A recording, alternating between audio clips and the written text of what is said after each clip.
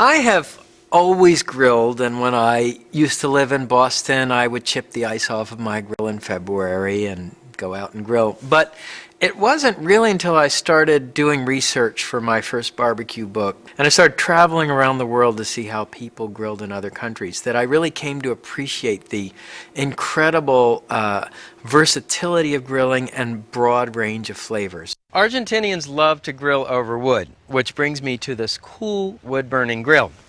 Now, the way it works is simple. You build a fire in the open firebox, and in the style of Argentina, I'm using oak. Now, a couple other neat features about this grill. You control the heat by raising or lowering the grate using this flywheel. The grill grates themselves are these V-shaped channels which funnel the fat into the drip pan. And as always, we start with a hot grill. We clean it with a stiff wire brush. And in Argentina, you'll actually watch guys dip their grill brushes in a bucket of salt water. Then, using an oiling cloth or a folded paper towel, oil the bars of the grate.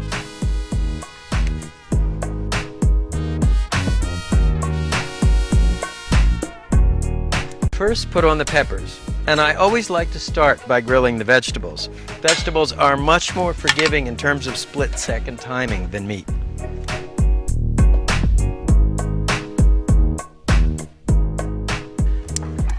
Next, put on the eggplant.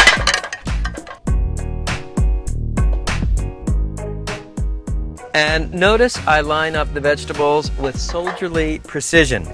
Not only does this look more professional, it helps the vegetables cook more evenly. Finally, put on the filet mignons.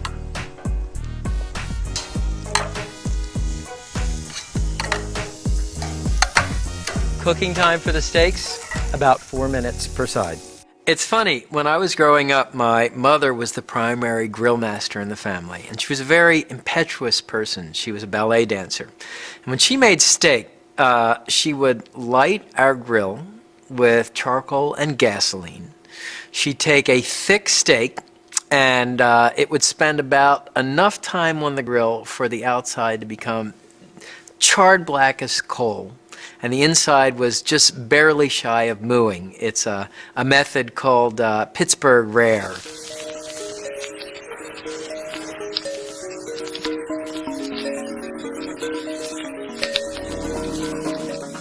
So what's the advantage of grilling over wood? Well, of course, there's the high, dry heat that's perfect for searing the meat. But the wood also imparts a delicate smoke flavor. It's different than the heavy smoke flavor you find in Kansas City or the American South. It's a light smoke flavor, and it's just perfect for beef. You want to grill the peppers until browned on all sides. And you can see if they're cooking a little hotter in the back. Don't be afraid to rotate them to the front. Remember, grilling is an interactive sport. Likewise, turn the eggplants.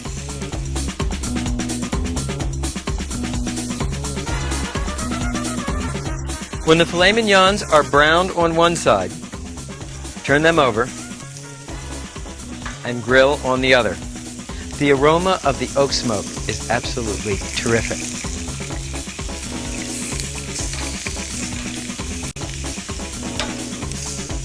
So the filet mignons are done. Transfer them to a platter.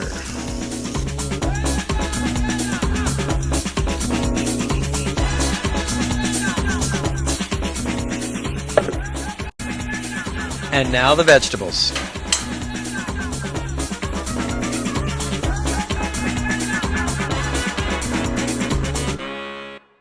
And you can spoon the chimichurri sauce on either side of the filet mignons.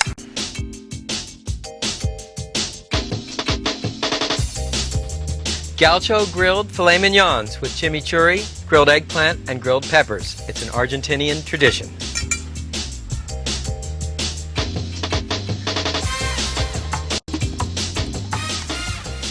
Take a couple of eggplants. If you eat with your eyes, this dish is a feast of color.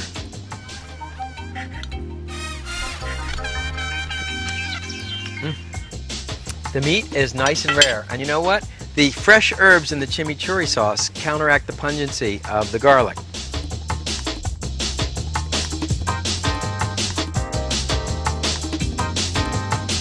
So there you have it. Tubok T-bone, Korean bulgogi, Argentinian grilled filet mignon. Now you know the secrets of grilling the perfect steak. See you next time.